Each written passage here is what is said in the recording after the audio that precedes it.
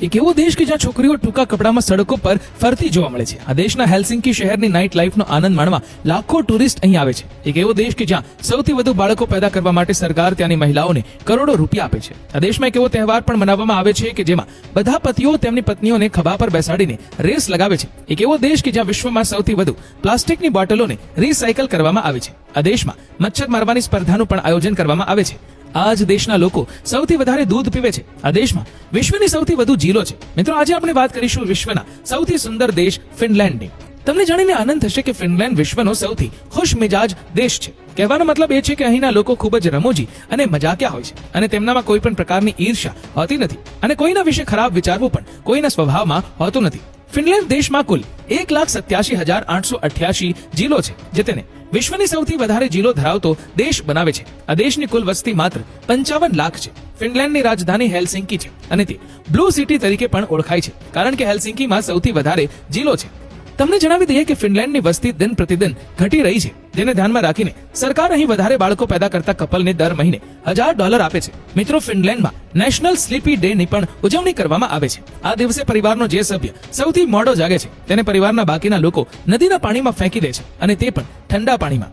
અહીં એક ખૂબ જ લોકપ્રિય સ્પર્ધા પણ યોજાય છે, જેમાં બધા પતિઓ તેમની પત્નીઓને ખભા પર બેસાડીને રેસ લગાવે છે. અને તમને જણાવી દઈએ કે આ રેસ 15 મિનિટની હોય છે, જેમાં ત્યાંના નાગરિકો હસી ખુશીથી ભાગ લે છે અને દોડતા દોડતા જે પતિના ખભા પરથી પત્ની નીચે પડી જાય તે આ રમતમાંથી દૂર થઈ જાય છે. સૌથી મજાની વાત તો એ છે કે જે આ રેસ જીતે છે તેને ઇનામ તરીકે તેની પત્નીના વજન જેટલી બિયર આપવામાં આવે છે.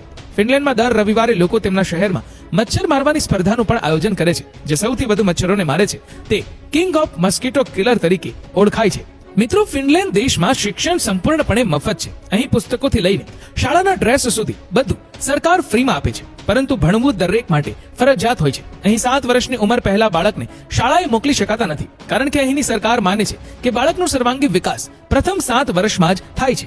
આવી સ્થિતિમાં બાળકો માટે ઘરે રહેવું, માતા પિતા સાથે પ્રેમથી રહેવું એ અભ્યાસ કરતા પણ વધારે મહત્વનું છે. ફિનલેન્ડમાં મેડિકલ અને સારવારને લગતી તમામ સુવિધાઓ પણ એકદમ ફ્રી છે. મિત્રો, તમે હેવી મેટલ બેન્ડ વિશે સાંભળ્યું જ હશે. અહીંના લોકોમાં આ ખૂબ જ લોકપ્રિય છે. તમને જણાવી દઈએ કે લોડી ફિનલેન્ડનું એક હેવી મેટલ બેન્ડ છે, જેણે હાર્ડ રોક હાલેલુહા ગીત પર પ્રદર્શન કરીને તમામ રેકોર્ડ તોડી નાખ્યા છે. તમે ક્યારેય આ ગીત સાંભળ્યું છે? જો નથી સાંભળ્યું તો એકવાર જરૂર સાંભળજો, તમારા કાનમાંથી ધુમાડા કાઢી નાખશે.